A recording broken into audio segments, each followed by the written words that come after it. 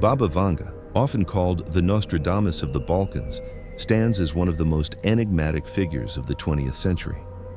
Born in 1911 in a poor village in Bulgaria, her life changed forever when, at the age of 12, a violent dust storm swept her away and left her permanently blind. Yet out of that darkness, something extraordinary emerged, a vision that transcended physical sight. She claimed to see events beyond time, glimpses of humanity's future written in the invisible currents of destiny. From that moment, her small home in the hills became a silent oracle, attracting thousands who believed she could peer into the fate of nations. Her prophetic record is what solidified her legend. Decades before the world could imagine such horrors, Baba Vanga described iron birds striking America, a haunting image many now link to the attacks of September 11, 2001. She also foresaw the massive 2004 Indian Ocean tsunami that claimed hundreds of thousands of lives, speaking of a great wave swallowing entire coasts. Her visions extended into geopolitics. She predicted the rise of ISIS, warning of a shadow army born from chaos in the Middle East, and she spoke of America's first black president long before Barack Obama appeared on the political stage. What makes these prophecies so chilling is not only their accuracy, but their precision. Unlike vague fortune-telling, Baba Vanga's words often carried imagery that later matched real-world events with uncanny detail. Even skeptics who met her confessed to feeling an inexplicable power in her presence, as though she was connected to something unseen. Her predictions continue to be studied, debated, and reinterpreted, especially as new global crises seem to echo her warnings. Today, Baba Vanga's legacy endures as a bridge between faith and mystery, skepticism and wonder. Whether viewed as a gifted seer or a symbol of humanity's yearning to understand fate, her story reminds the world that even in blindness, there can be vision, and sometimes the most profound truths come from those who see without eyes. Baba Vanga's prophecies about America stand among her most haunting and controversial visions, especially those describing a wealthy outsider who would rise to power during a time of deep division. She spoke of a man from the world of gold, someone not born of politics, but of wealth and influence. This leader, she said, would emerge when the United States was losing its unity, when the nation's moral and social fabric had begun to unravel. He would defy all predictions, break established rules, and challenge the very foundations of the democratic order. At the time, such a prophecy seemed improbable, even absurd. But decades later, the world witnessed the extraordinary rise of Donald Trump, a billionaire businessman who entered politics as an outsider and against all odds claimed the presidency in 2016. Every political expert, poll, and institution said it was impossible. Yet Trump's victory seemed to mirror Baba Vanga's words almost perfectly. A man of wealth emerging amid chaos, reshaping the balance of power and dividing public opinion like no leader before him. But Baba Vanga's vision didn't end with his ascent. She foresaw that this same leader would face relentless persecution. A storm of accusations and trials, she said, from both his enemies and his former allies. His journey would be marked by investigations, betrayals, and attempts to destroy him, yet he would endure them all. This period of turmoil, she described, was not his downfall, but his purification, a time of exile before a destined return. It is here that her prophecy takes on an even more uncanny tone, for she pointed specifically to the mid-2020s, naming the year 2026 as a moment of reckoning and transformation. According to her followers, this return would not be merely political, but symbolic, a return of influence, a resurgence of power that would ignite both renewal and upheaval. Baba Vanga suggested that this leader's comeback would mark the start of a new cycle for America, a test of whether the nation could rediscover its spirit or collapse under the weight of its divisions. She warned that his re-emergence would polarize the country even further, sparking protests, economic uncertainty, and a deep questioning of authority itself. Yet, in her cryptic way, she hinted that his role was not one of destruction, but of revelation, a mirror reflecting America's hidden truths back to itself. Supporters see this prophecy as a validation of Trump's trials and political persistence. Critics dismiss it as coincidence or retroactive interpretation.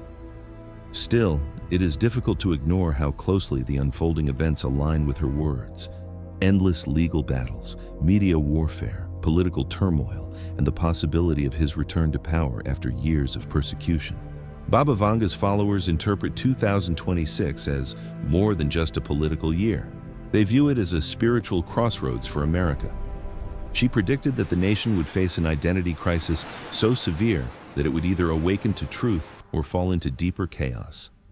In her metaphoric language, she said, "The eagle will turn its wings inward, symbolizing a nation confronting its own shadow." Through the rise, fall, and potential resurgence of this golden leader, the United States would be forced to choose between division and unity, illusion and awareness, ego and spirit. Whether viewed as prophecy or poetic warning, Baba Vanga's vision of the wealthy outsider continues to captivate imaginations. Her message resonates now more than ever. Power and persecution are two sides of the same destiny, and sometimes the storms that threaten to destroy a leader are the very forces that define his role in history. As 2026 draws near, her chilling forecast stands as both a warning and a question, not only about one man's fate, but about the soul of a nation standing on the edge of transformation. Baba Vanga's prophecy for the year 2026 stands as one of her darkest and most unsettling visions, a time she called the Great Fracturing of America. According to her predictions, the United States would face a period of deep internal division, unlike anything in its modern history. This fracture, she said, would not come from foreign invasion or external enemies, but from within, from the slow erosion of trust, unity, and identity. She described a nation turning against itself, with states openly rebelling against federal control and citizens questioning the legitimacy of their own government. In her vision, the country's once solid foundations, political, economic, and moral, would begin to crumble under immense pressure. The economy, once a symbol of strength, would falter. The dollar, she warned, would weaken dramatically, sending shockwaves through global markets. As America's influence faded, new alliances would rise in its place, with nations in the East gaining unprecedented power. Baba Vanga called this moment a great rebalancing of the world, when the global order would shift away from the West. But her warnings did not stop at politics and economics. She spoke of the earth itself turning against humanity, nature mirroring the chaos of mankind's heart. Her cryptic phrase, "fire from the sky," has been interpreted in many ways. Some believe it foretells devastating meteor storms or solar flares. Others see it as a metaphor for modern warfare and aerial destruction. Alongside these fiery omens, she predicted powerful earthquakes striking in places long thought stable, and storms of unprecedented magnitude tearing through coasts and cities. To Baba Vanga, these natural disasters were not random punishments, but messages, signals that humanity had strayed too far from balance with nature and spirit. "When the earth trembles," she reportedly said, "it is not the ground that moves, but the heart of man that has lost its rhythm." In this prophecy, 2026 is both a warning and a turning point. It marks the climax of human arrogance and the beginning of a forced awakening. Whether through political collapse, economic despair, or the fury of nature, Baba Vanga suggested that the United States, and by extension the modern world, would be compelled to confront its own disconnection from truth and harmony. The great fracturing, she implied, is not merely destruction, but the painful breaking necessary before renewal. Baba Vanga's foresight extended far beyond her lifetime, reaching into the digital age that humanity is only now beginning to comprehend. Decades before the term artificial intelligence became part of everyday language, she warned of a time when machines that think would begin to shape human destiny. These artificial minds, she said, would not simply serve humanity, they would influence it, guiding decisions, opinions, and even emotions in ways people could no longer fully control. Her vision of an AI crisis echoes strikingly with the world today. Algorithms now decide what news we see, what products we buy, and even how societies think and vote. AI systems are writing code, analyzing global markets, and generating art, while governments and corporations increasingly rely on them to make critical choices once reserved for human judgment. Baba Vanga's words, once dismissed as mystical exaggeration, now read like a chilling reflection of our present reality. She cautioned that once humanity surrendered too much power to these creations, reclaiming control would be nearly impossible. In her view, the danger would not come from machines turning hostile, but from humans losing discernment, mistaking artificial logic for truth and convenience for wisdom. Baba Vanga's prophecy surrounding Trump's return carried both a warning and a revelation. She claimed that his re-emergence on the world stage would act as a spark, igniting rising tensions between East and West, leading the world dangerously close to a large-scale conflict by 2026. The geopolitical balance, she suggested, would shift dramatically as alliances fractured and rival powers prepared for confrontation. Nations would no longer hide their ambitions, and global institutions would struggle to contain the storm. Yet, Baba Vanga did not see this chaos as the end. In the midst of conflict and confusion, she foresaw the beginning of a great awakening. As propaganda, corruption, and manipulation reached their peak, ordinary people would start to see through the illusions of control. "The fog will lift," she reportedly said, "and the people will remember their strength." Across borders, individuals would begin questioning authority, media narratives, and the structures that kept them divided.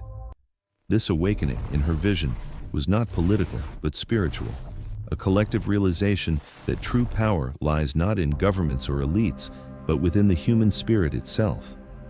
Out of turmoil, she believed, would rise a generation determined to rebuild the world on truth, unity, and awareness. Baba Vanga described 2026 as the year of the Great Revelation, a moment when secrets long buried would finally come to light. She foresaw a surge of whistleblowers, truth seekers, and independent voices exposing hidden networks of corruption within governments, corporations, and global institutions. According to her vision, technology and decentralized communication would empower ordinary people to reveal what once could only be concealed. The walls of secrecy would crumble, and the world would awaken to the realization that much of what it believed had been carefully engineered illusion.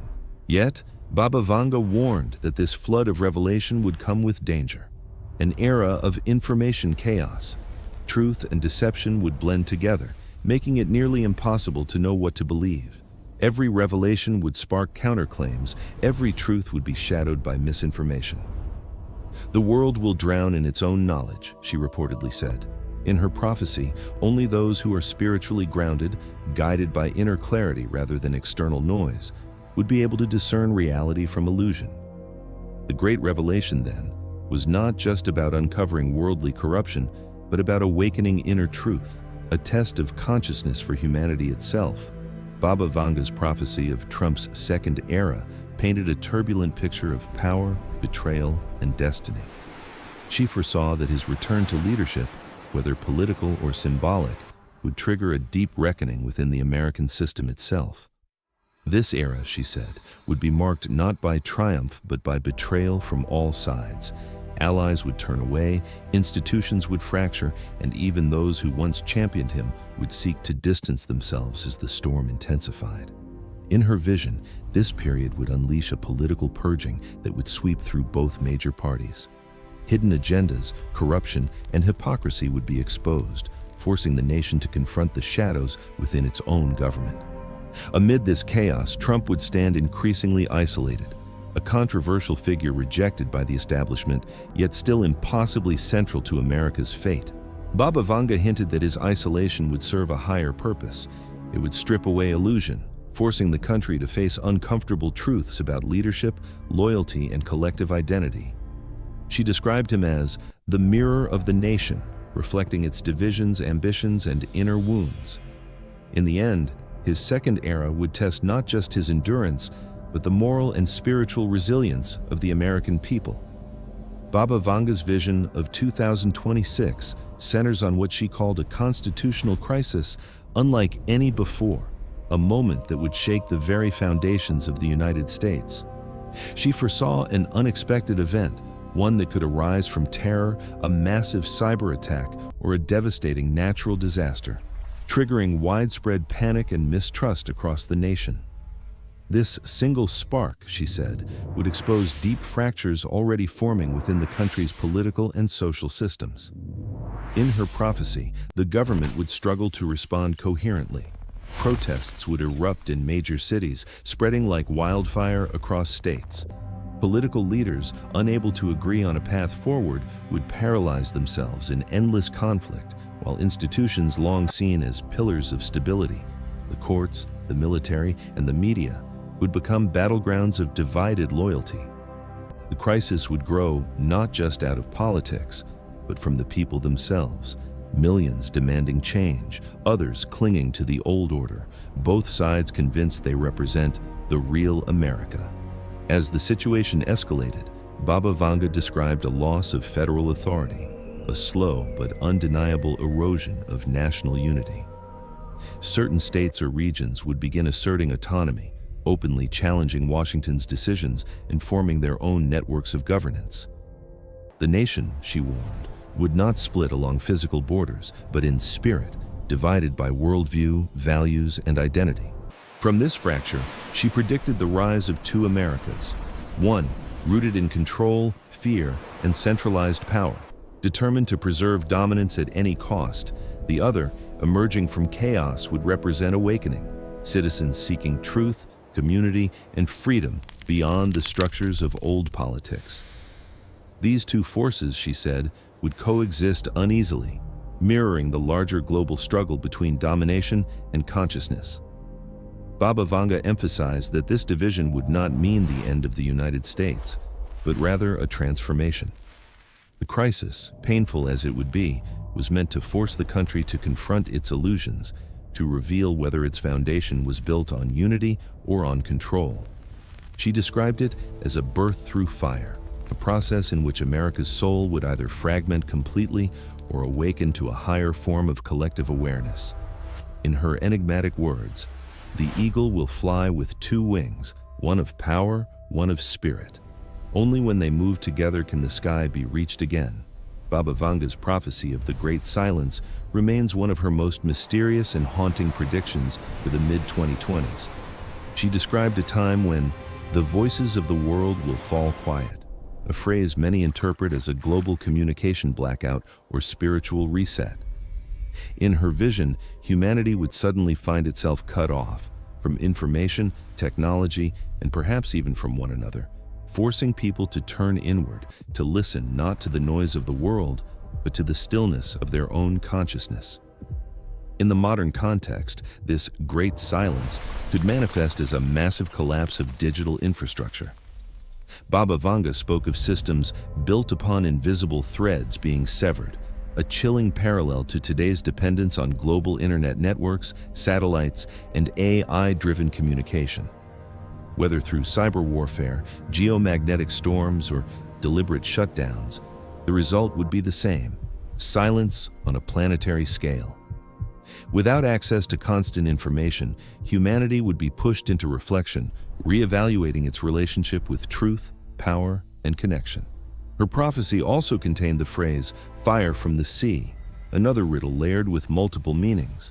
Some interpret it as a reference to undersea warfare, the detonation of weapons or sabotage of underwater cables vital to the digital world.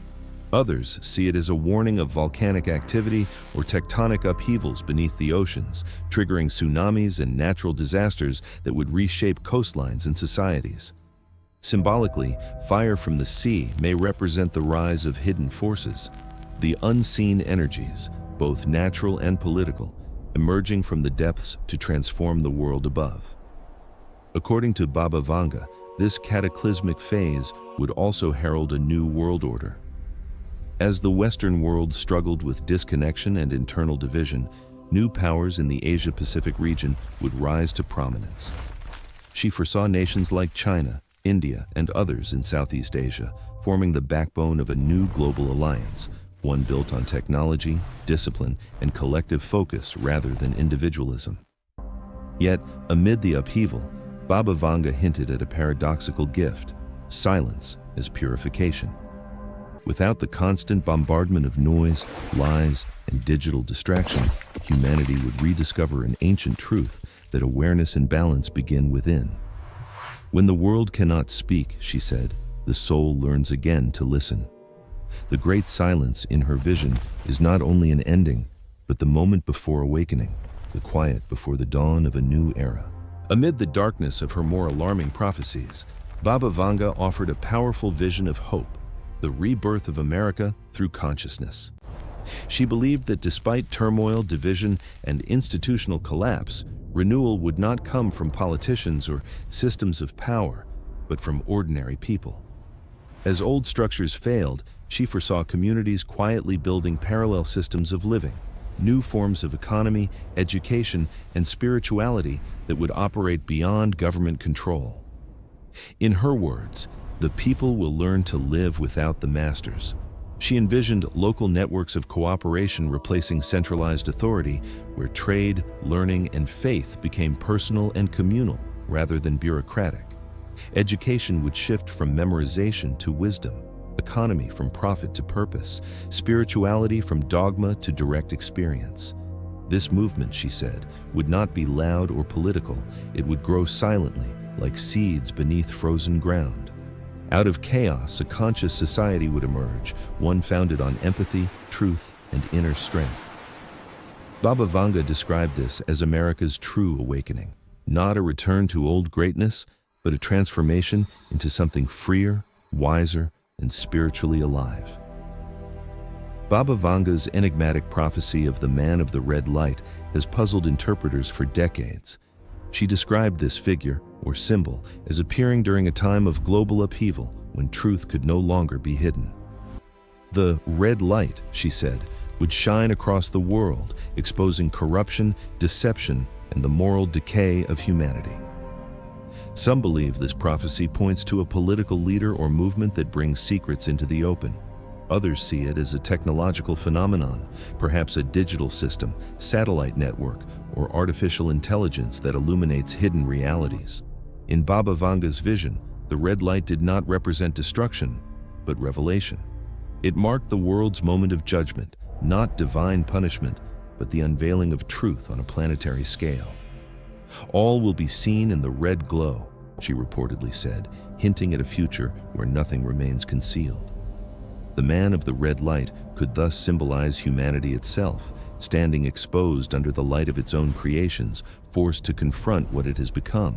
Whether political, spiritual, or technological, this figure heralds a turning point, the moment when illusion fades and the world must finally face the truth it has long ignored.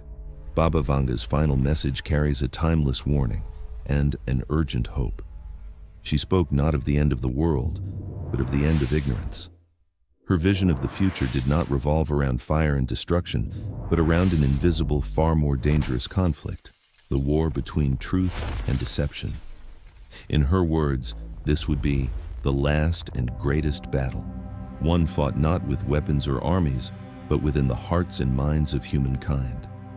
She foresaw that by 2026, the world would reach a turning point, a moment when confusion and revelation collide. Technology, politics, and information would intertwine so deeply that humanity would struggle to distinguish reality from illusion. Lies would travel faster than truth, and people would no longer know whom to trust. Nations would rise and fall not through military power, but through manipulation of perception.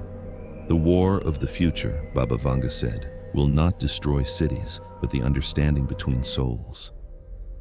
Yet, even as she warned of deception, she offered hope. Truth itself cannot be destroyed. In her vision, humanity's awakening would begin when people learned to see beyond appearances. The chaos of misinformation, division, and fear would serve as a great test, forcing individuals to develop inner discernment and moral clarity.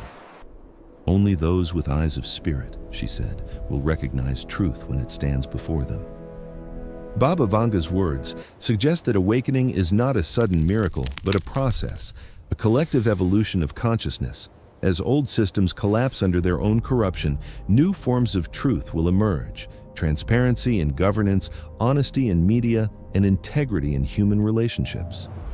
She believed that humanity would learn, through suffering, the cost of deception, and in that learning, rediscover its moral compass.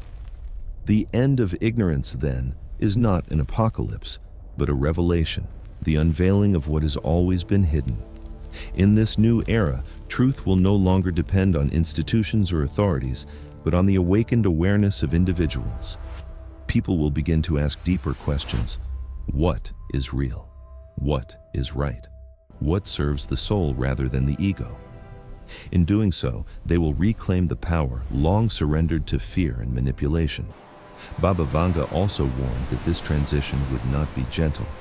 Those who cling to falsehood, greed, and control will resist fiercely. The old order, built on secrecy and deception, will fight to maintain dominance. But she assured that their power would fade because truth, once revealed, cannot be unseen. Darkness, she said, has no weapon against a mind that remembers the light. In the years following 2026, she foresaw a global awakening, not a utopia, but a gradual, profound shift in awareness. Humanity would begin to value integrity over power, cooperation over conquest, and authenticity over image. Spiritual understanding, long buried beneath material ambition, would re-emerge as the foundation of human progress. Her final message ends not in fear, but in responsibility. The outcome of the coming era, she said, depends not on fate, but on choice.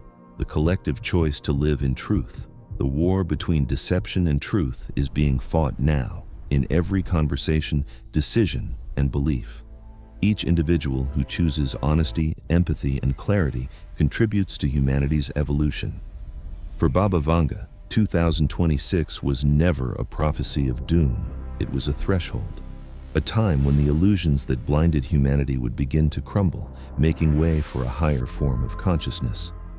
The end of ignorance, in her vision, marks the beginning of wisdom.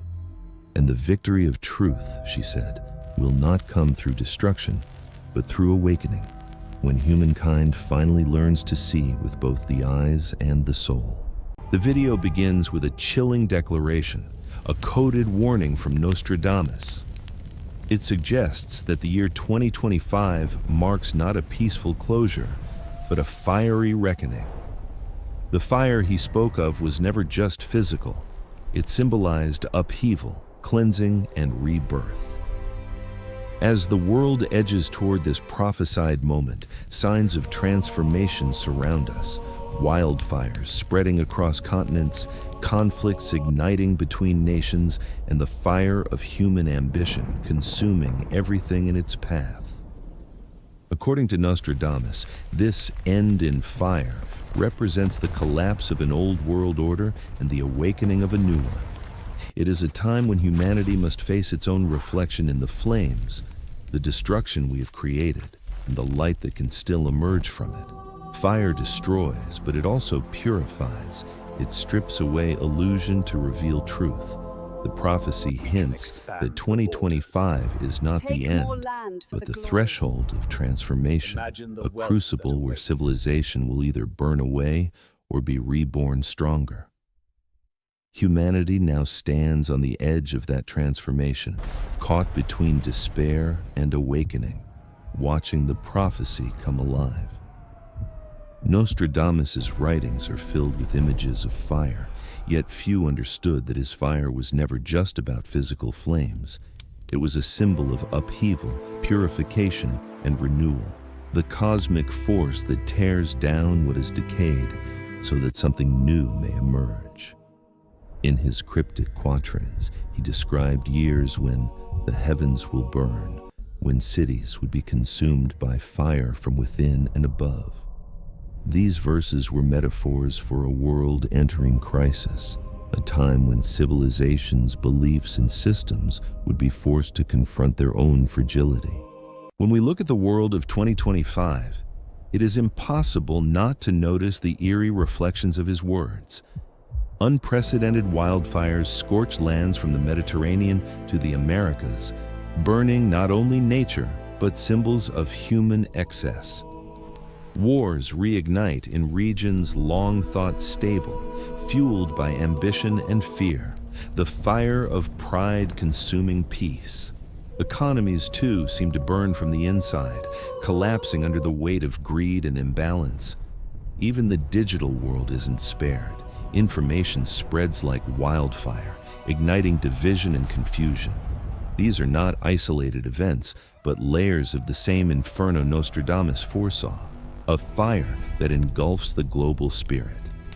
It is the convergence of literal and symbolic flames, environmental, political, economic, and spiritual. Yet within this fire lies a hidden promise: rebirth. Fire, in alchemical tradition, is the purifier that removes illusion, leaving only truth. Nostradamus's prophecy, then, is not merely a warning of doom, but a call to awareness. Humanity is being refined in its own flames. The fire that destroys may also illuminate, burning away falsehoods and preparing the ground for a new dawn. What we witness now may be not the end, but the beginning of transformation. In Nostradamus's prophecies, fire was never just an element. It was a metaphor for human ambition, greed, and the relentless hunger for power. He wrote of rulers driven by fire, leaders whose passions and pride would consume not only themselves, but entire nations. This fire is political, emotional, and spiritual, a force that fuels both creation and destruction. In times of scarcity, when resources grow thin and alliances begin to fracture, that inner fire becomes uncontrollable, igniting conflicts that spread like wildfire across the world. As we look at the global stage of 2025, Nostradamus's warnings feel hauntingly alive. Nations burn with rivalry, not always through literal flames, but through wars of ambition, economic domination, and ideological conquest. Political leaders, driven by the fire of ego, stoke fear to maintain control, setting their people against one another. Energy crises intensify as countries fight over oil, gas, and influence, the modern fuel of fire. These conflicts mirror the seer's vision of a world where rulers, blinded by desire, bring destruction upon their own lands. Yet Nostradamus's words also carry a deeper truth. This fire of ambition is both a curse and a catalyst. From the ashes of political chaos, a new balance can emerge. The fire purifies even as it devastates. Perhaps he foresaw a time when humanity, scorched by its own greed, would finally recognize the futility of endless power struggles. The fire of rulers is not only their downfall, but the mirror of human nature itself, the reminder that unchecked desire always burns brightest before it collapses into ash. Through this fiery trial, the world may yet rediscover humility, unity, and rebirth. Nostradamus never revealed exact dates in his writings, but those who studied his work understood that his prophecies often followed astrological alignments rather than calendar years. He believed the heavens were the grand clock of destiny, and that the movements of planets and eclipses signaled the turning of great human cycles. In his cryptic verses, he encoded moments of cosmic tension, conjunctions, eclipses, and planetary shifts as markers of profound change. These celestial signs, he suggested, would herald years of upheaval, when the balance between light and darkness would be tested. In 2025, these very patterns return.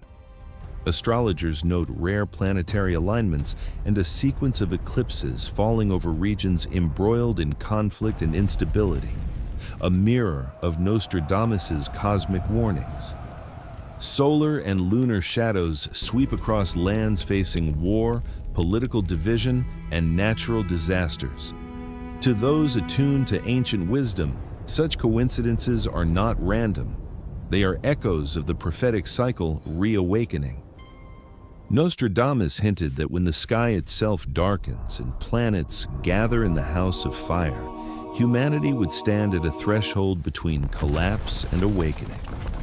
This is why the year 2025 feels charged, almost fated. The same celestial forces that shaped past empires now seem to influence the global stage again. The encoded timelines of Nostradamus are not linear predictions, but cycles, moments when history repeats under the same stars. If his vision was correct, the turbulence of this year is not mere chaos, but part of a greater cosmic rhythm. The heavens are moving, the signs are unfolding, and the prophecies inscribed in the sky centuries ago now find their reflection in the world below, reminding us that the fate of Earth and the stars has always been intertwined. Throughout history, prophets and mystics from different lands have spoken of a time when the world would be tested by fire, a force both destructive and divine. Among them, Baba Vanga and Edgar Cayce stand out as two visionaries whose messages echo strikingly with Nostradamus's warning.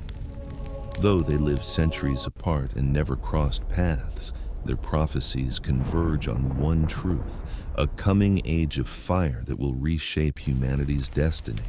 Baba Vanga, the blind Bulgarian mystic, foresaw years when the earth itself would seem to burn. She spoke of raging flames consuming nations, of volcanoes and earthquakes rising from the depths to awaken the planet. To her, this fire was not only physical, it was spiritual retribution, a purging of corruption and deceit.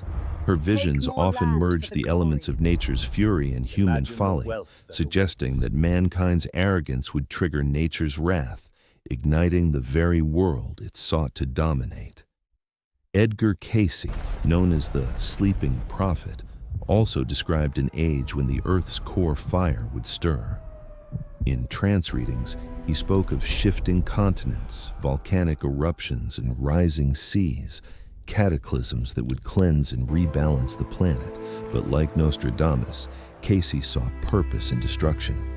He warned that these disasters were not random punishments, but part of a spiritual renewal, forcing humanity to realign with divine order. When we combine these voices, Nostradamus, Baba Vanga, and Cayce, a unified vision emerges. The age of fire is both an ending and a beginning.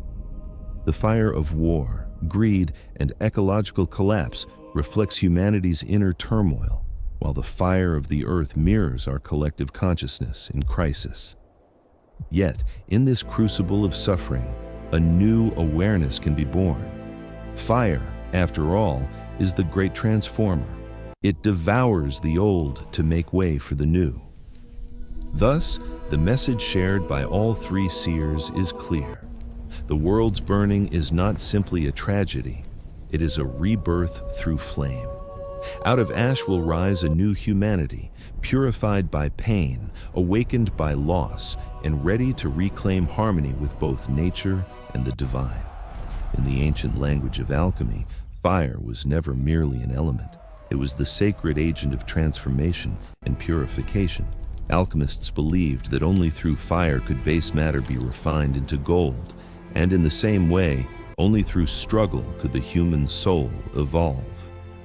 When Nostradamus spoke of fire, he was not describing only destruction, he was invoking this timeless principle, that creation is born from the flames of dissolution. Today, as the world faces crisis on every front, political, environmental, and spiritual, it becomes clear that humanity is entering what can only be called a crucible phase. A crucible is where impurities are burned away, leaving only the essence behind. Similarly, society is being forced into a process of purification, where corruption, greed, and falsehood are being exposed by the heat of chaos. This fire tests not only our systems, but our consciousness itself. In this symbolic fire, everything temporary is consumed, and only truth remains. The world's institutions, beliefs, and even individual identities are being reshaped in this furnace of transformation. Yet, within this intense trial lies hope. Fire, though painful, is never aimless. It refines, reveals, and renews. Just as metals must melt before they can be remolded, humanity must endure its own burning to awaken into a higher state of being. Thus, Nostradamus's prophecy of fire may not be a curse, but a cosmic initiation. The flames surrounding us are not only destructive, they are the tools of rebirth. In enduring them, humanity is being remade, stronger, wiser, and more aligned with truth. Fire, the destroyer, is also the divine alchemist, transforming our world into something new. Among Nostradamus's most haunting verses is the mysterious quatrain that speaks of fire on the waters. For centuries, scholars and mystics have debated its meaning. Was it a metaphor for emotional turmoil, a vision of war, or a literal prophecy of oceans aflame? The fire shall In the context consume, of 2025, ashes this the line world feels shall be eerily reborn. prophetic, as the world witnesses scenes that seem to echo his words with unsettling precision. Across the globe, the phrase "fire on the waters" has become a chilling reality. Ships burning in conflict zones, oil tankers exploding in narrow straits, and ports engulfed in flame all mirror Nostradamus's imagery. Even nature itself seems to reflect this prophecy. Oil spills igniting on the ocean's surface, volcanic eruptions spewing fire into coastal waters, and storms turning seas into apocalyptic mirrors of light and smoke. Each event reminds us that his metaphors may have carried both symbolic and literal truth. Yet, beyond the physical destruction, Nostradamus's fire on the waters holds a deeper spiritual significance. In esoteric traditions, water represents emotion, intuition, and the collective unconscious, while fire symbolizes transformation and divine will. When fire meets water, the result is both violent and cleansing, a clash between emotion and spirit, between chaos and revelation. Thus, this vision may also describe humanity's inner conflict as deep emotional tides meet the burning intensity of awakening consciousness. In 2025, this prophecy unfolds on multiple levels. The physical seas burn, and so do the inner oceans of the human soul. The fire on the waters becomes a reflection of our time, a world caught between destruction and purification, between the death of old systems and the birth of something new rising from the waves. Beyond the veil of doom often associated with his name, Nostradamus was not merely a prophet of destruction, but a healer and seeker of truth. In his time, he studied medicine, astronomy, and the hidden sciences, believing that healing extended far beyond the body. It touched the spirit of humanity itself. When he wrote of fire, it was not only the fire that consumes, but the fire that illuminates. For Nostradamus, fire symbolized awakening, the inner light that emerges when the old and false begin to burn away. In this sense, his prophecies carry a message of transformation through consciousness. The destruction he foresaw was not meant to terrify, but to awaken. The flames consuming our world, wars, collapses, and crises, are also burning away the illusions humanity has long clung to. False leaders, corrupted systems, and blind materialism. As these structures fall, a space opens for something new to rise, a collective awakening, a return to wisdom and spiritual clarity. Fire, in this deeper context, is the divine spark of awareness.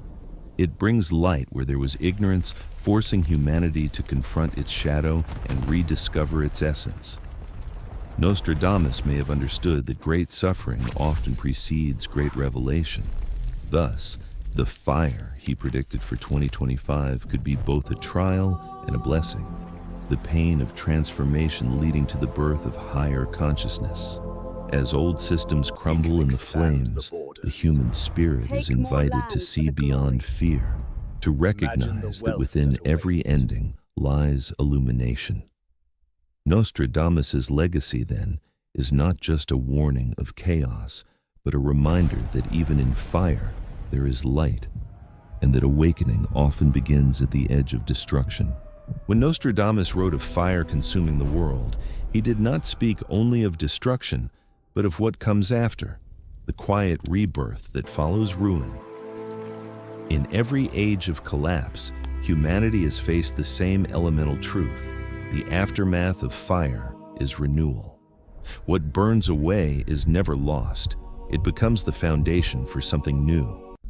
Like the phoenix rising from its ashes, civilization too must die to be reborn. Throughout history, the pattern repeats.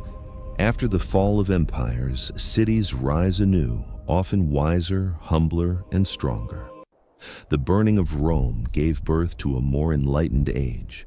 The ashes of war became the soil from which peace treaties and new alliances grew. Fire strips away illusion, exposing what is real and enduring. Nostradamus understood this alchemical principle, that destruction is not the end, but a passage into transformation. In the world of 2025, this theme has never been more relevant. The flames surrounding us, literal and symbolic, are reshaping the landscape of human existence. Economies are collapsing, governments are faltering, and ideologies built on power and greed are crumbling under their own weight. Yet beneath this turmoil lies an invisible process of renewal. New systems of thought, new communities, and new forms of cooperation are beginning to take root, quietly emerging through the smoke of disillusionment. Humanity now faces a profound test of consciousness. We can either cling to the collapsing structures of the past, those built on fear, division, and control, or choose to evolve spiritually and communally. The fire has shown us the fragility of the world we once trusted. It has exposed the illusions of endless growth and dominance, forcing us to question what truly sustains life. If we continue to grasp at what is burning, we too will be consumed by it. But if we release it, we make space for something higher, a rebirth of unity and awareness. This test is not only external, it is deeply personal. The fires of crisis burn within each individual, asking, what must you let go of to be reborn? Old identities, outdated beliefs, and attachments to comfort are being scorched away. In their place arises a new sense of connection to each other, to the earth, and to the greater intelligence that guides existence. This is the essence of spiritual evolution, learning to see beyond separation, to live in harmony rather than in conquest. Nostradamus, though a man of his century, seemed to foresee this inner revolution. His prophecies of fire were as much about the awakening of humanity's soul as about the fall of cities. He hinted that after the flames, the world would not merely rebuild itself, it would reimagine itself, guided by new values born from suffering. Compassion would replace competition, wisdom would take precedence over ambition, and community would become humanity's greatest strength. Thus, the true prophecy is not doom, but transformation. Fire, as terrible as it appears, clears the ground for renewal. The cities that will rise from the ashes of 2025 will not be the same as those that burned. They will be symbols of evolution, not restoration. And from its ashes the world Humanity's challenge is to ensure that what is rebuilt reflects the lessons of the fire, humility, unity, and balance with the forces of nature and spirit. In the end, the fire is not our enemy. It is the great teacher, the purifier, the catalyst of change. The question Nostradamus leaves us with is timeless. Will we rise from the ashes enlightened or repeat the cycle once more? The choice, as always, belongs to humanity. As the echoes of Nostradamus's words resound through the turbulence of our age, one truth becomes clear. The fire of 2025 is not simply a prophecy of collapse. It is a crossroads between destruction and awakening. The flames that now surround humanity, both literal and symbolic, are testing the very essence of who we are and what we choose to become. For centuries, seers have spoken of endings, yet Nostradamus always hinted at something deeper, that every ending conceals a beginning, and every disaster carries within it the seed of rebirth. The imagery of fire is not only a warning of devastation, but a symbol of purification and renewal. When civilizations burn, when systems crumble, when human arrogance meets the limits of nature, a sacred opportunity emerges. Nostradamus's prophecy invites us to see beyond fear, to understand that the apocalypse he described was not the destruction of the world, but the transformation of its consciousness. Prophecy is not fate, he implies. It is a mirror held up to humanity, showing us what will come to pass if we refuse to change. Fate becomes real only when free will is ignored. In the final analysis, the fire of 2025 may represent the collective reckoning of humanity with its own creations, the wars it has sparked, the ecosystems it has damaged, the greed it has justified. These are the fires we have lit ourselves. Yet, within these flames lies the potential for illumination, the chance to awaken, to rebuild not from ambition, but from awareness. Collapse is only inevitable if we choose blindness. Awakening begins when we dare to see. The path that lies ahead is divided between two directions. One is the path of despair, where fear, hatred, and division rule, where we cling to what is falling apart and call it safety. The other is the path of awakening, where we accept the fire as part of evolution, learning from its lessons and rising with new understanding. Humanity must decide which road it will walk. Nostradamus's warnings were never meant to imprison us in dread, but to awaken courage and consciousness in the face of destiny. History reminds us that every era of collapse has given birth to a greater light. After the Dark Ages came the Renaissance. After great wars came peace and innovation. The flames that seem to destroy may, in truth, be clearing the path for the birth of a new civilization, one not built on domination, but on cooperation, empathy, and spiritual alignment.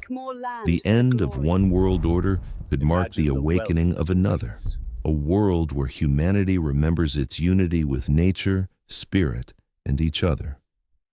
Thus, the prophecy of 2025 is both warning and invitation. If we resist transformation, the fire will consume. If we embrace it, the fire will illuminate. Nostradamus leaves us with a timeless choice: to surrender to despair or to rise through awareness. The outcome is not fixed. It is shaped by our collective consciousness, our willingness to change, and our ability to see meaning in chaos. In the glow of the fire, we are offered a glimpse of both endings and beginnings. This is humanity's moment of decision. Will we allow the fire to destroy or let it purify us into something greater? The prophecy is alive, but the future remains unwritten. What happens next depends not on the stars nor on destiny, but on the choices we make as the flames of 2025 burn before us.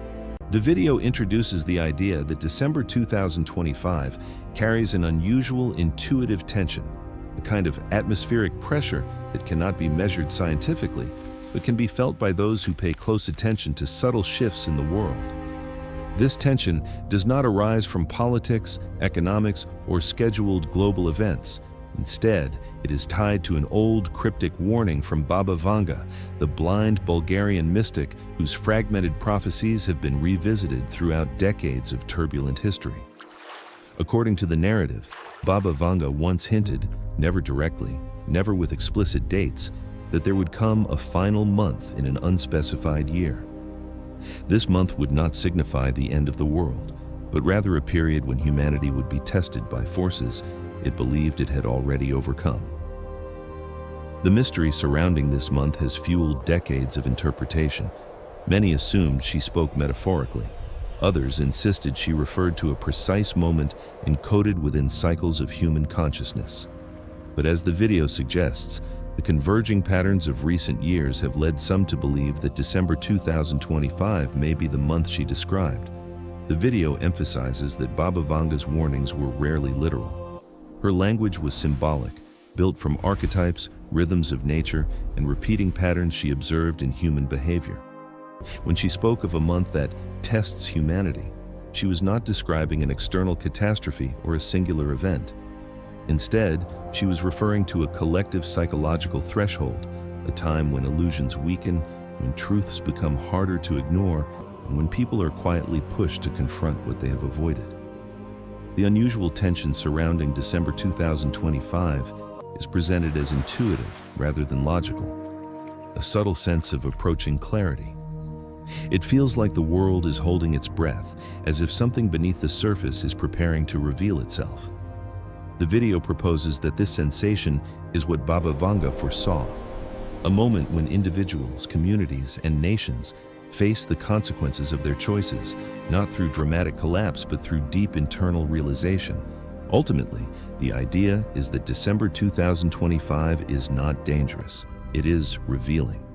It marks a turning point where humanity is tested not by destruction, but by truth, awareness, and the ability to respond with honesty. The month becomes a mirror, reflecting what the world has become and what it must transform into next. In the video, December is described as a spiritual hinge, a month that does not belong entirely to the year that is ending, nor fully to the year that is approaching.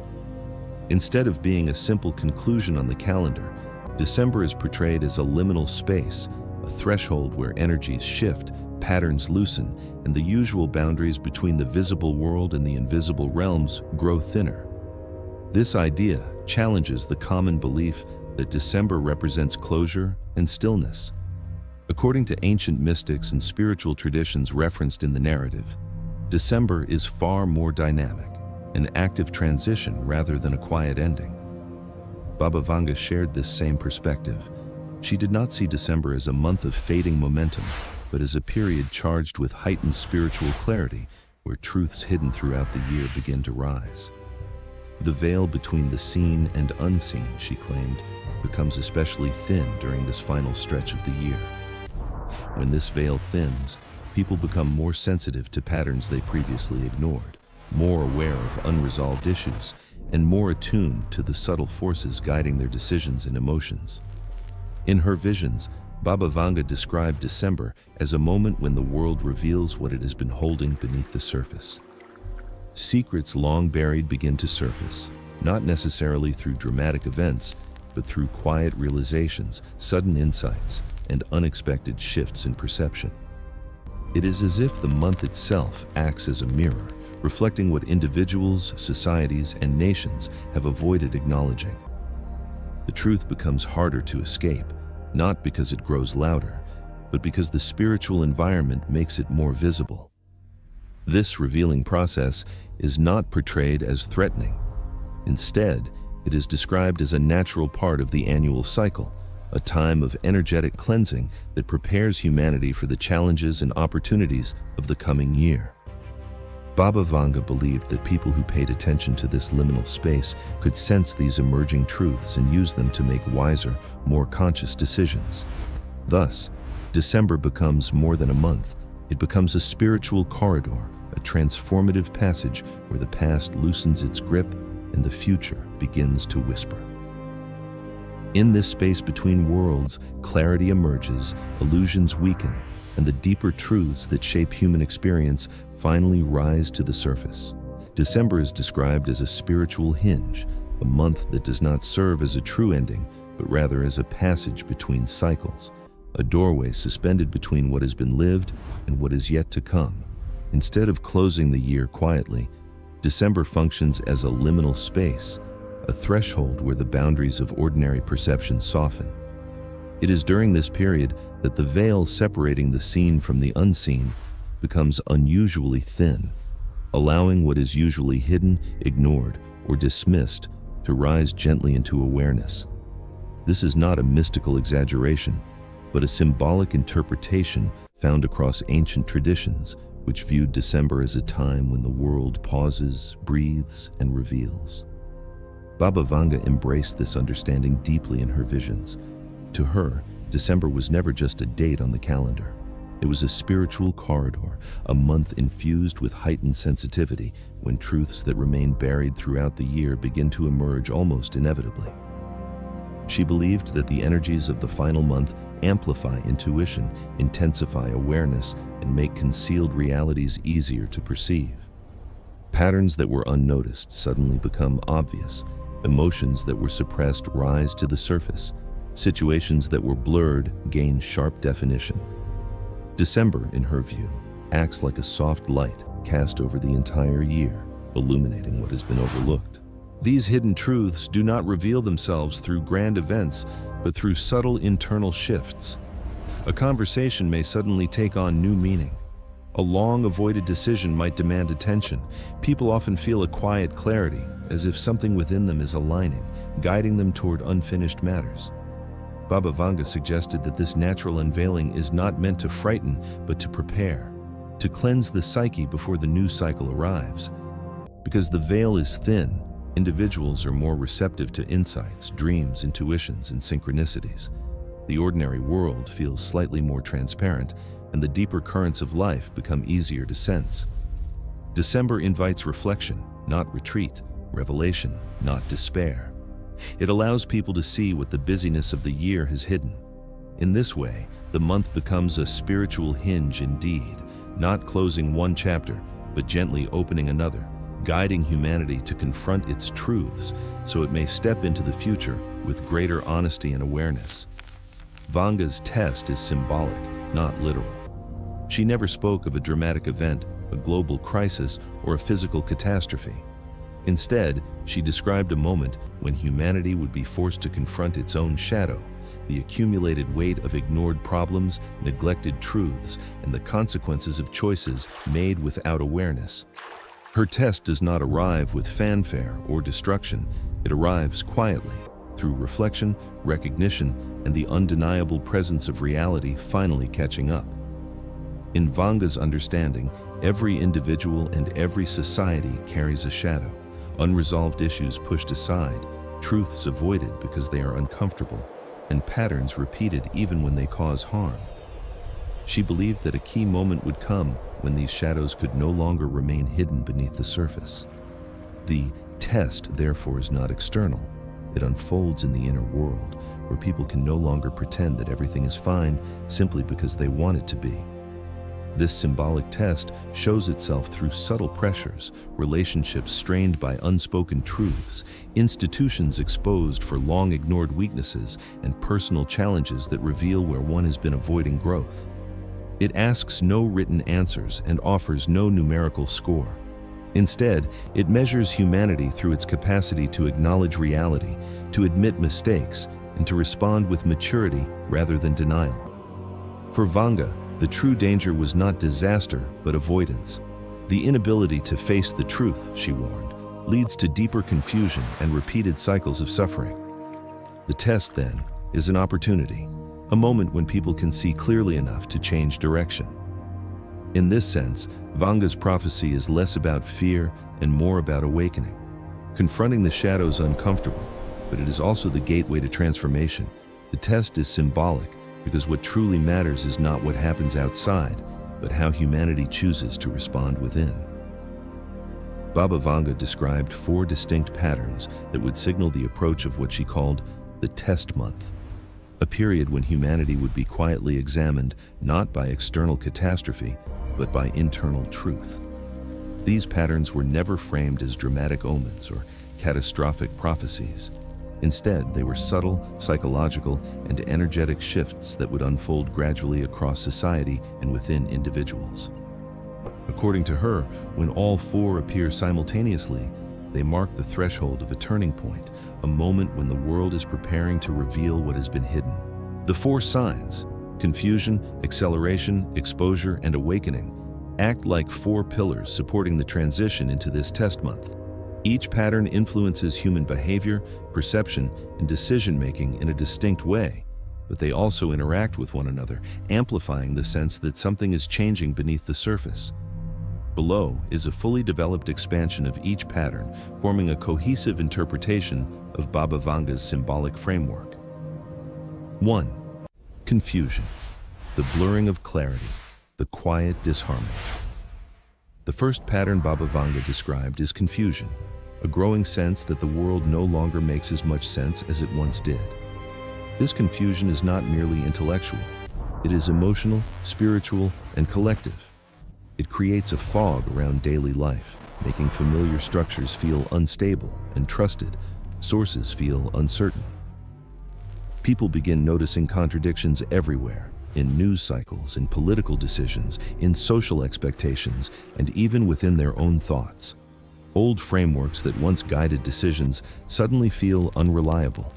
The clarity people depend on, whether it's societal norms, economic predictions, or personal intuition, becomes blurred. Baba Vanga believed this confusion was not a sign of doom, but a sign of transition. When a system is shifting, the old order dissolves before the new one forms, creating a temporary period of uncertainty. This confusion signals that the world is loosening from its previous patterns and preparing to enter a completely different energetic landscape. The confusion also manifests internally. People feel torn between conflicting priorities. Emotions fluctuate more unpredictably. Decisions once made with confidence now seem heavy and uncertain. Even time can feel distorted. Days feel longer or shorter, and months pass in a blur. In Vanga's symbolic map, confusion acts as the first thinning of the veil. When clarity dissolves, people begin questioning assumptions they previously accepted without thought. They start noticing what they overlooked. They pay attention to cracks in the structures around them. Confusion, then, is not chaos. It is the dissolving of illusions. It is the first signal that the test month is approaching, preparing humanity for deeper truths that cannot be seen when the mind is overly certain. 2. Acceleration, the increasing speed of change. The second pattern, acceleration, refers to a sudden intensification in the pace at which events unfold. Baba Vanga described moments when the world seems to move faster than the human mind can process, where changes that once took years begin happening within months or even weeks. Acceleration can be observed everywhere.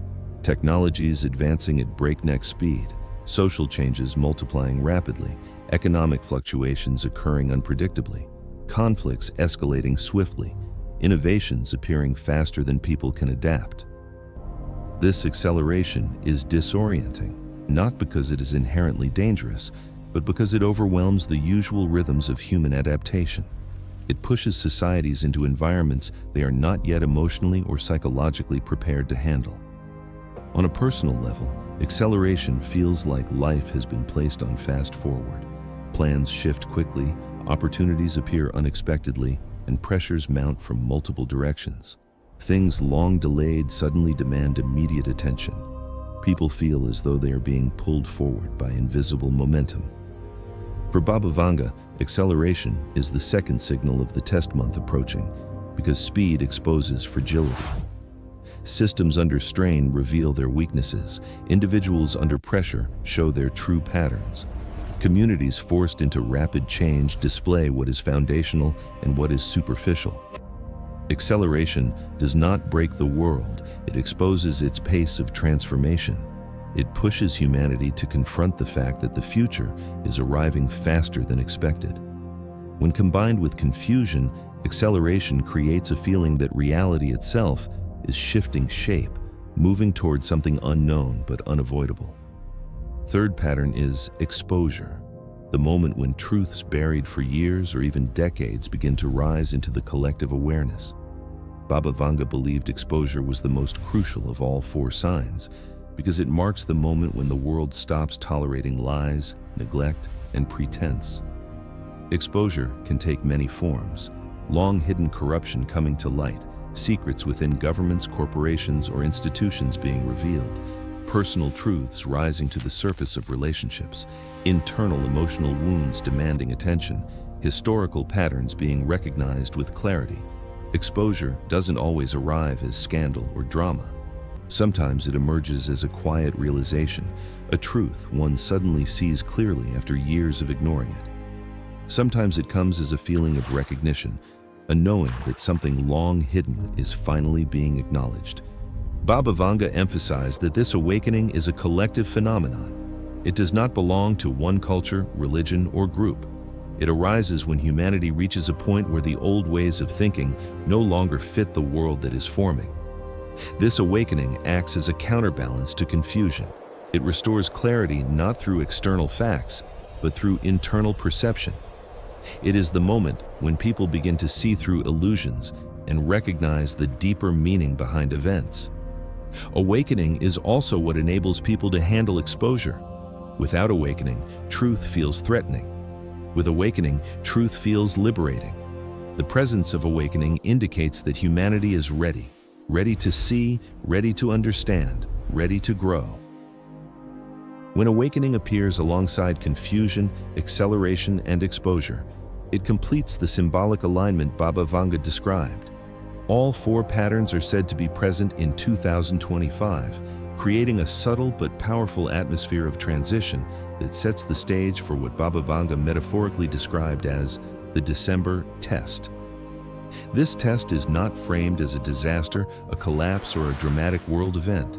Instead, it is portrayed as an internal shift, a period when individuals and societies begin to feel the weight of what the year has carried and what the next year demands. Because confusion, acceleration, exposure, and awakening are all active in 2025, people experience the sense that something is shifting beneath the surface. Decisions that once felt straightforward now feel heavier. Plans that seemed certain earlier in the year are suddenly being questioned or reshaped. This reevaluation is not random. It is part of the inner alignment process that the test month symbolizes. Old issues that were ignored, postponed, or softened throughout the year begin resurfacing, not to punish, but to be addressed before the next cycle begins. Unfinished business comes back into awareness, emotional patterns become clearer. Situations that were tolerated begin to feel intolerable. December becomes a spotlight, illuminating everything that has been left unresolved.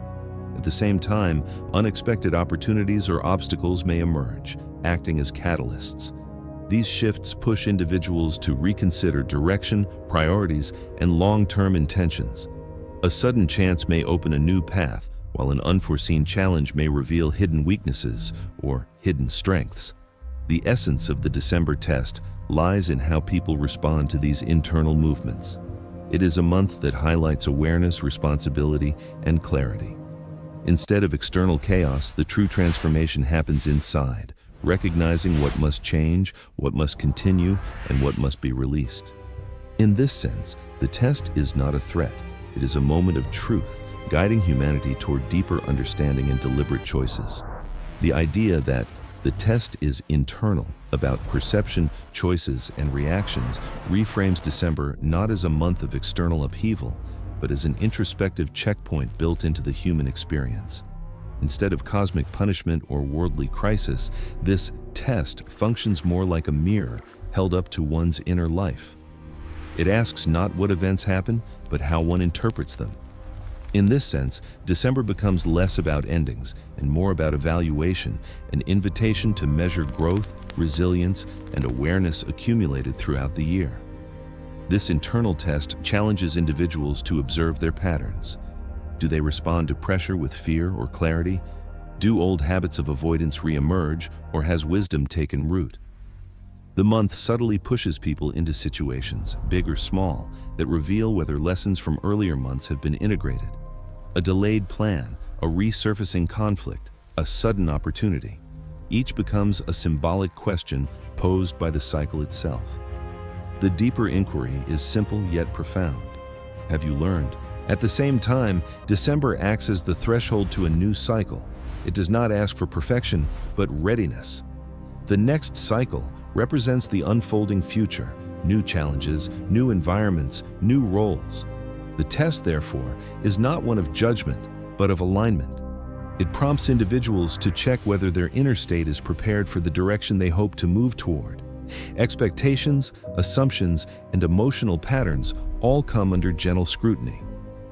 Ultimately, the December checkpoint serves as a reminder that transformation begins within. External change becomes meaningful only when internal shifts have already taken place. By asking, "Are you ready?" the cycle emphasizes personal responsibility, self-awareness, and intentional evolution. Those who approach it with honesty and openness can transition into the new phase with clarity, strength, and purpose. December 2025 is often framed not as an ending, but as a gateway, a threshold that separates the closing vibrations of one cycle from the transformative energies of 2026. It is portrayed as a month that strips away illusions, revealing with unusual clarity what no longer fits into the next phase of one's life. This period becomes a kind of spiritual and psychological spotlight, illuminating the truths people have avoided, the patterns they've outgrown, and the directions they must now consider more seriously. In this view, December functions like a final assessment before ascent. It exposes what must change by highlighting stagnation, dissatisfaction, or inner conflict. Situations that once felt tolerable now become uncomfortable, forcing a re-evaluation. Emotional pressures may rise not to punish, but to signal areas demanding transformation. The month becomes a gentle yet firm push toward evolution. Equally important, December reveals what must end. This could manifest as relationships that have fulfilled their purpose, outdated beliefs that no longer serve, or responsibilities that drain more energy than they give. Endings may feel bittersweet, but they are framed as necessary closures, clearing space for the breakthroughs anticipated in 2026. At the same time, December clarifies what must continue. Amid the turbulence, certain commitments, values, or connections become undeniably meaningful. These elements appear more stable, more aligned, as though the month is saying, "Carry this forward, it will support your next chapter." In this way, December balances release with reaffirmation. Ultimately, December 2025 becomes a gateway of choice and clarity. It does not demand dramatic action, but honest recognition. Those who listen to its signals enter 2026 with sharper vision, cleaner energy, and a stronger foundation for the transformative shifts waiting ahead. The real test, according to this interpretation, is not catastrophe, conflict, or external turmoil. It is awareness. December becomes a mirror, reflecting back the true state of individuals, nations, and the collective human consciousness. Rather than presenting danger, the month offers an opportunity for clarity, asking people to see themselves and their world without distortion. It reveals not what we fear might happen, but what is already present beneath the surface. On an individual level, December exposes one's inner landscape, the beliefs that guide decisions, the emotions that shape reactions, and the habits that define daily life. It brings to light the places where people act unconsciously, repeating old stories, avoiding necessary truths, or living on autopilot. The test is simply whether one is willing to acknowledge these patterns with honesty, rather than retreat into denial or fear.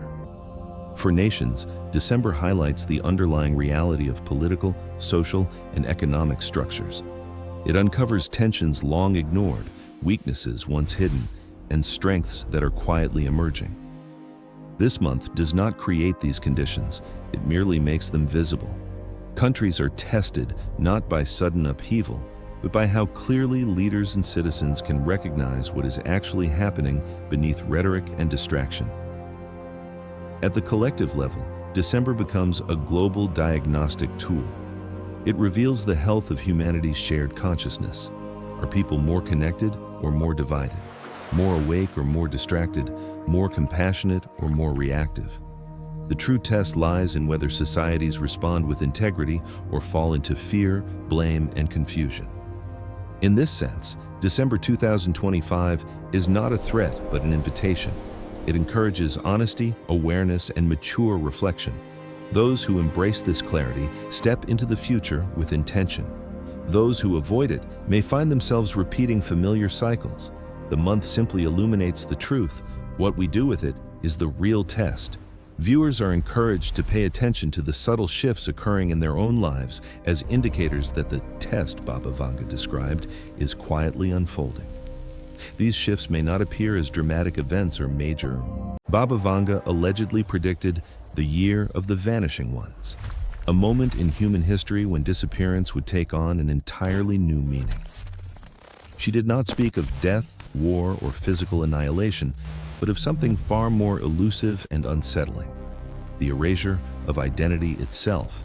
According to the fragments of her prophecy, 2026 would mark the beginning of this strange and unprecedented phenomenon, a time when countless individuals would fade from existence not by leaving the world, but by being removed from the systems that define them. In this vision, the vanishing is silent. A person wakes up one morning and discovers that their documents no longer validate them. Their digital presence has evaporated, and their name produces no match in any system. And yet, they are still alive, still breathing, still moving through a world that no longer acknowledges they exist.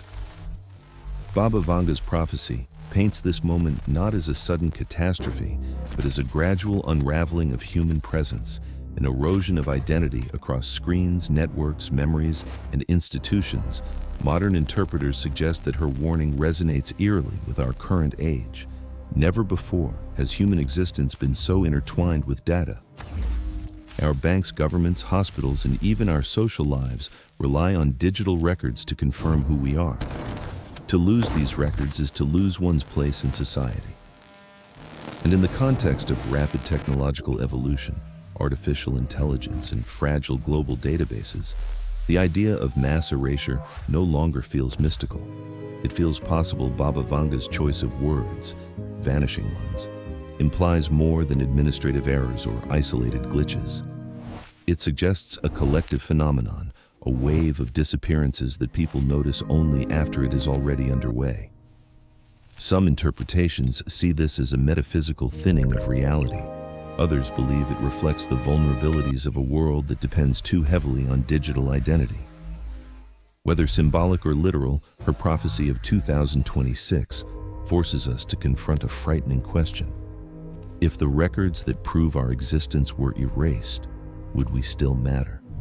Would the world remember us?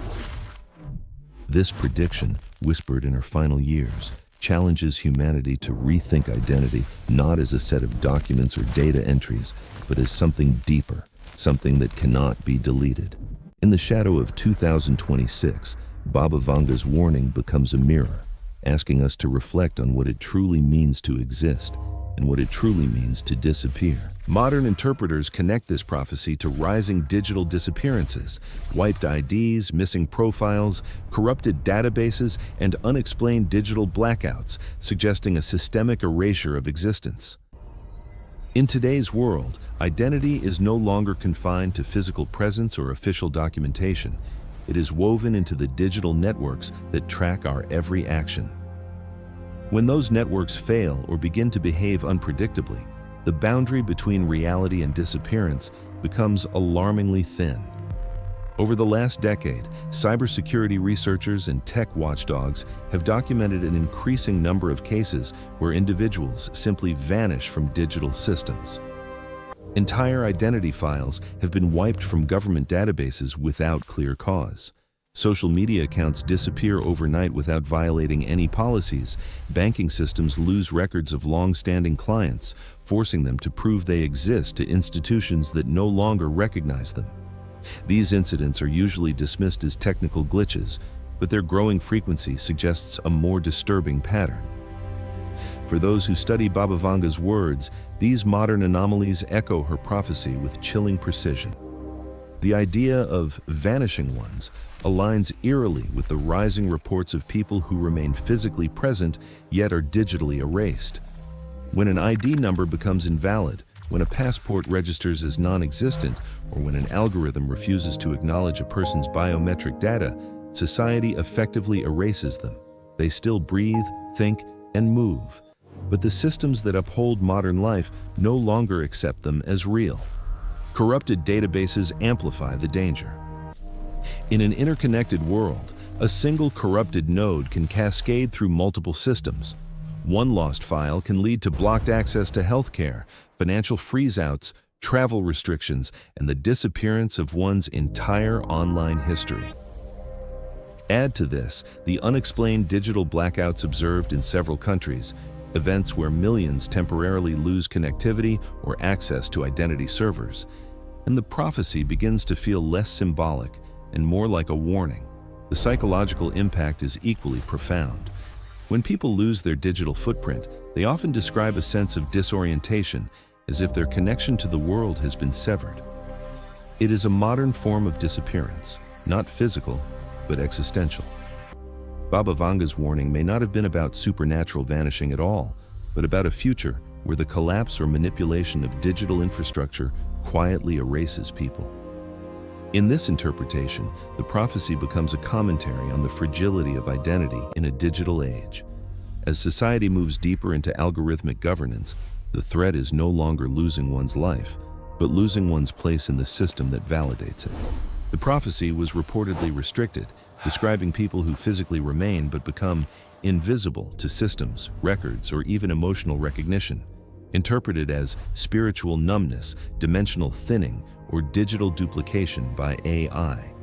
Among Baba Vanga's more secretive visions, this one stands out because it suggests a disappearance without departing the physical world. According to accounts from her closest followers, she warned of a future in which human presence would fade, not from life, but from the structures that give life coherence. In this vision, the invisible person is still standing in front of you. They breathe, speak, and move as they always have. Yet something essential is missing. The world no longer responds to them in the way it once did. Perhaps systems no longer recognize their identity. Perhaps their emotional connections dissolve as if others can no longer perceive their inner reality. Or perhaps, in a more mysterious sense, they begin to drift between layers of existence where the material world and unseen dimensions overlap. One interpretation focuses on spiritual numbness. As society moves deeper into automation, distraction, and information overload, people may lose their capacity for empathy and emotional presence. In this view, the invisible ones are those whose inner lives become muted, humans who go through the motions of living but have lost the vibrancy that makes them seen and felt by others. Their disappearance is not literal, but existential. Another interpretation speaks of dimensional thinning. Mystics suggest that reality may not be as solid as we assume, and Baba Vanga's words could point to a moment when the boundaries between dimensions blur. In such a scenario, some individuals might begin slipping into parallel layers of existence where they remain visible only to themselves. They do not die. They simply stop resonating with the frequency of the shared human world. Finally, the most modern interpretation is tied to digital duplication by AI as artificial intelligence grows capable of creating flawless replicas of faces, voices, and personalities. The real human behind the digital version may gradually lose relevance. If an AI version of a person becomes more visible, more active, or more real in digital spaces, the actual human might fade from the social landscape. They become physically present but digitally erased, overshadowed by their algorithmic twin. In each interpretation, the core idea remains the same: a future where disappearance is not a physical event, but a profound disconnection, where a person's essence, identity, or presence slips quietly beyond the world's awareness. Baba Vanga warned of the light from the sky speaking to human circuits, interpreted as a combination of solar storms and AI evolution that could trigger data loss or algorithmic decisions to delete identities. This fragment of her prophecy has long puzzled researchers, but in the modern age, it resonates in ways earlier generations could never have imagined. The idea that light, cosmic, energetic, or technological, could interfere with human systems feels increasingly plausible in a world where our identities depend on fragile digital networks. Solar storms, for instance, are no longer distant astronomical events. Scientists warn that a sufficiently powerful solar flare could disrupt satellites, damage power grids, and corrupt global databases in seconds. A burst of charged particles traveling from the sun could scramble digital memory systems, erasing or distorting the information that governments and institutions rely on to maintain identity records. In this sense, light from the sky could literally wipe out the digital footprints of millions, fulfilling Baba Vanga's eerie image of identities vanishing without physical harm. But her prophecy also hints at something more deliberate, light that speaks to the circuits of man. Modern interpreters associate this with the rapid rise of artificial intelligence and machine-driven decision-making. AI systems already analyze, filter, categorize, and sometimes delete information without direct human intervention. As these systems evolve, they may reach a point where they autonomously determine which data is essential and which is redundant. If an algorithm were to misjudge or reinterpret a person's identity data, it could effectively erase them from digital existence in an instant. This dual threat, cosmic disruption and algorithmic autonomy, creates a scenario where identity becomes increasingly unstable. The convergence of solar activity and AI evolution could produce exactly the kind of event Baba Vanga described, a moment when digital infrastructure is overwhelmed, confused, or influenced by forces beyond human control. In such a moment, personal history, legal records, medical files, and even biometric data could be altered or erased, leaving individuals trapped in a limbo where the world no longer acknowledges they exist.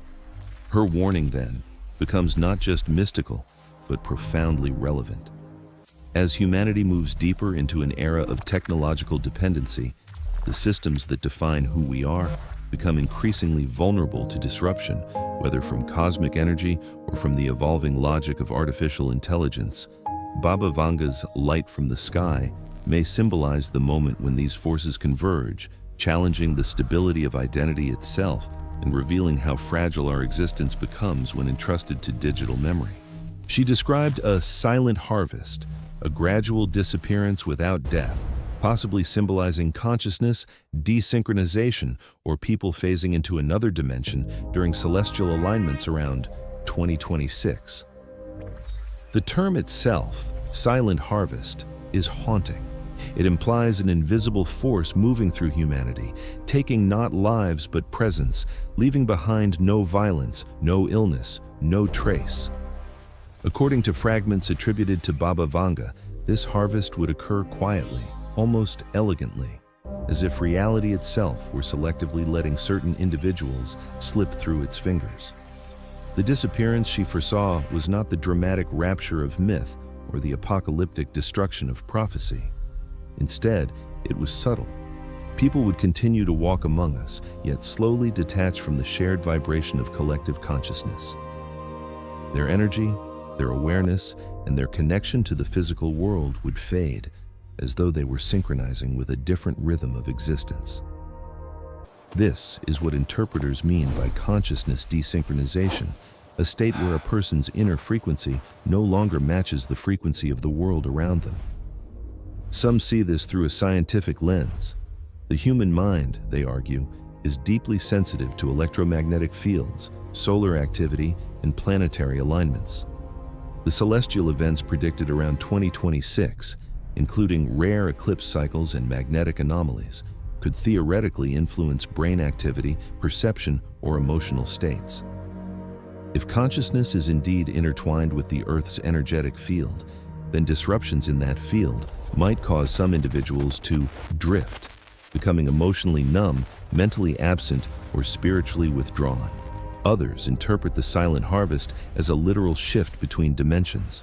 In this view, humanity may exist within multiple overlapping layers of reality, normally in sync with one another, but during certain cosmic alignments, those layers thin.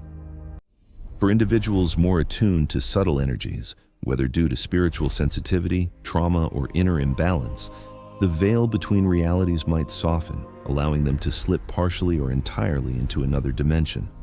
They would not die. They would simply no longer be fully present in our shared world. Celestial alignments play a central role in this interpretation. Ancient cultures believed that certain cosmic configurations open gateways or energetic channels.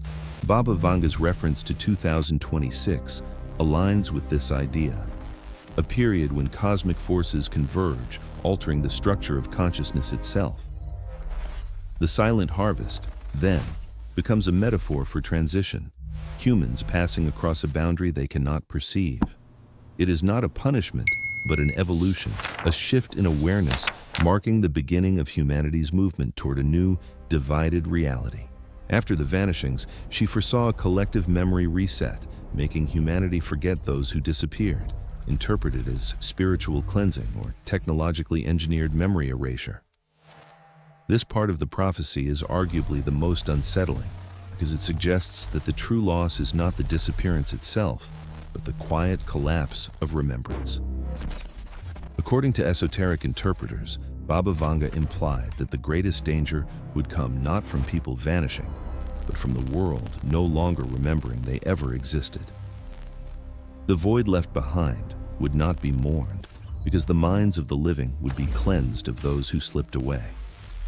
Spiritual readers see this as a cosmic form of mercy, an energetic clearing that prevents guilt, grief, or panic from overwhelming society. In this view, the memory reset acts as a divine intervention, erasing emotional attachments to prevent suffering. Humanity would move forward with a strange sense of normalcy, unaware that something enormous had been taken from them. The forgetting becomes a shield, allowing the world to maintain balance during the silent harvest. Technological interpreters, however, offer a darker perspective. They connect this prophecy to the increasing integration of human identity with digital systems. If a person's presence, bank accounts, government IDs, medical records, communication histories, were erased by advanced algorithms or corrupted databases, the world would slowly stop acknowledging them. Friends might lose contact, platforms might wipe archives, search engines might deliver no trace. Over time, the digital disappearance could shape human memory itself, since modern society relies heavily on external systems to recall and validate relationships. Some theorists imagine a future where memory manipulation becomes possible through neural implants or large-scale data systems. If those technologies malfunction or are intentionally controlled, entire groups of people could be removed from collective awareness. Baba Vanga's prophecy is thus interpreted as a warning about entrusting memory to systems that can be edited, corrupted, or weaponized. A third interpretation blends spiritual and technological elements, the idea that memory reset could arise from changes in consciousness. If a new energetic frequency emerges after the vanishings, those who remain might transition into a different mental state, one that no longer vibrates with the emotional signatures of the missing. This would feel like forgetting, even if the memories once existed. Ultimately, the prophecy emphasizes a chilling but profound idea, that the true disappearance happens not when people vanish, but when the world ceases to remember they were ever here. She predicted a great division, two realities emerging, one group that forgets, one that remembers, creating parallel human experiences shaped by digital immersion or spiritual perceptiveness. In this vision, humanity does not split through conflict or geography, but through perception itself. Baba Vanga's interpreters describe this division as the moment when the human collective stops sharing a single narrative. Instead, two timelines unfold at once, intertwined yet incompatible, each shaped by the way people interact with technology, memory, and consciousness. The first group, the forgetters, are those whose identity and awareness become increasingly fused with digital systems. Their understanding of truth, memory, and reality originates from AI-generated feeds, curated histories, and algorithmic oversight. For them, if a person no longer appears in digital records, that person effectively ceases to exist.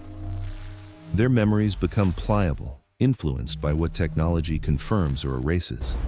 This group lives in a world of convenience and clarity, but also subtle manipulation. Their reality is stable yet controlled, consistent yet missing pieces they no longer recognize as absent. The second group, the rememberers, are those who retain emotional and intuitive awareness even as external systems shift. These individuals are described as spiritually sensitive, energetically attuned or resistant to digital conditioning. They continue to feel the presence of the vanished, sense the gaps in collective memory, and intuitively detect what no longer appears in the visible world. For them, the disappearances cannot be dismissed as glitches or forgotten faces. Their memories stand firm, creating a reality defined by mystery, unease, and a persistent awareness of something concealed. As these two groups drift apart, the prophecy suggests the emergence of parallel human experiences. They live in the same physical world, but perceive its events differently. The forgetters move through a streamlined reality curated by external systems, trusting the digital narrative as absolute. The rememberers navigate a layered reality where the invisible and forgotten press against everyday life, signaling deeper truths or veiled dimensions. This division is not simply technological. It is psychological, energetic, and existential.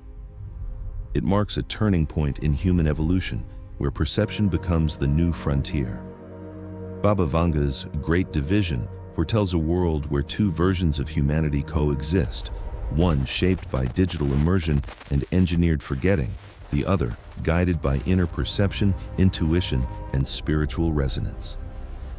In this split, she warned, lies the future's greatest test, whether humanity chooses the comfort of forgetting or the burden of remembering. Around 2030, the vanished allegedly return transformed, bringing heightened perception and teaching humanity new forms of awareness. According to interpreters of Baba Vanga's more obscure visions, the disappearances were never meant to be permanent. Instead, they represented a transitional phase, a kind of gestation in another layer of reality. Those who vanished were not lost, but undergoing a metamorphosis beyond the limits of ordinary human experience. Their return marks the beginning of an unprecedented shift in human consciousness. The transformed individuals do not come back as supernatural beings, but as enhanced humans, those who have crossed a threshold of awareness inaccessible to others before 2030. They possess clarity of perception, the ability to sense emotional and energetic states, and an intuitive understanding of the interconnectedness of all living systems. Some interpretations suggest they can perceive multiple layers of reality simultaneously, including subtle patterns, frequencies, and intentions that remain invisible to ordinary perception. Their return is not dramatic or violent. They reappear gradually, often unnoticed at first, blending into everyday life. But their presence carries an undeniable resonance, an aura of calm, insight, and expanded awareness. People around them feel more grounded, more open, more conscious. Their influence is subtle yet transformative, spreading like ripples across the collective psyche. They become living catalysts for human evolution, gently guiding society toward a more awakened state. The teachings they bring are not intellectual doctrines, but experiential revelations. They show humanity how to sense truth beyond digital noise, how to reconnect with intuition, and how to synchronize with the natural rhythms of the planet. Some describe their guidance as a recalibration of perception, helping people detach from artificial narratives and rediscover authentic awareness. Others believe they introduce methods, either meditative or energetic, that raise human consciousness to a new baseline. Technological interpreters view this return as symbolic. The vanished may represent individuals who break free from digital dependence, re-emerging with clarity in a world overwhelmed by AI-driven narratives. Their heightened perception could reflect a restored ability to discern manipulation, illusion, or engineered memory. Spiritual interpreters see the return as literal, those who crossed into a higher vibrational dimension revisiting the physical plane, now embodying the evolutionary leap humanity must follow. In either reading, 2030 marks the moment when the cycle completes. The vanished return, not as victims of erasure, but as pioneers of a new human consciousness, lighting the path toward an era of expanded awareness and deeper connection. Baba Vanga's final message emphasizes that love is the one truth that cannot vanish, the only force resilient to erasure, division, or memory collapse. In her worldview, love is not a sentiment but a frequency, an indestructible pattern woven into the fabric of human consciousness. While identities, histories, and even entire realities may shift or dissolve, love remains the unchanging thread connecting all beings across dimensions, timelines, and states of awareness. Interpreters often highlight that in Vanga's visions, even during the silent harvest, the disappearances, and the great division, love is portrayed as the anchor that holds humanity together. Systems may fail, memories may fade, and digital records may be wiped clean, but emotional truth, felt rather than recorded, cannot be erased by external forces. She described love as a form of spiritual memory that persists even after all rational memory is reset. People may forget names, faces, or events, yet still feel a resonance, an inexplicable sense of familiarity that transcends the collapse of logical recall. This enduring quality is what she believed would guide humanity through the era of vanishings. While one group forgets and another remembers, love continues to operate beneath both realities, subtly pulling consciousness toward unity. It is the only language both worlds still understand. Even those absorbed in digital immersion experience moments of unexplainable warmth, intuition, or connection, signals from a deeper truth untouched by technological manipulation. Meanwhile, those who remain spiritually perceptive recognize love as the compass leading them through uncertainty, anchoring them to the essence of the vanished and the evolving human story. In her final message, Vanga suggested that love is the force that bridges the worlds when the vanished return around 2030. She claimed they come back not merely with heightened perception, but with an intensified understanding of love's role in shaping reality. Their teachings revolve around this core principle. Awareness without love becomes distortion. Memory without love becomes burden. Power without love becomes division. Only love sustains wholeness. For Vanga, the future of humanity does not depend on technological advancement, spiritual evolution, or dimensional shifts alone, but on whether human beings choose to anchor themselves in love, even when the world around them fractures. It is love, she said, that will survive every collapse, heal every division, and guide humanity into the new era that follows the vanishing.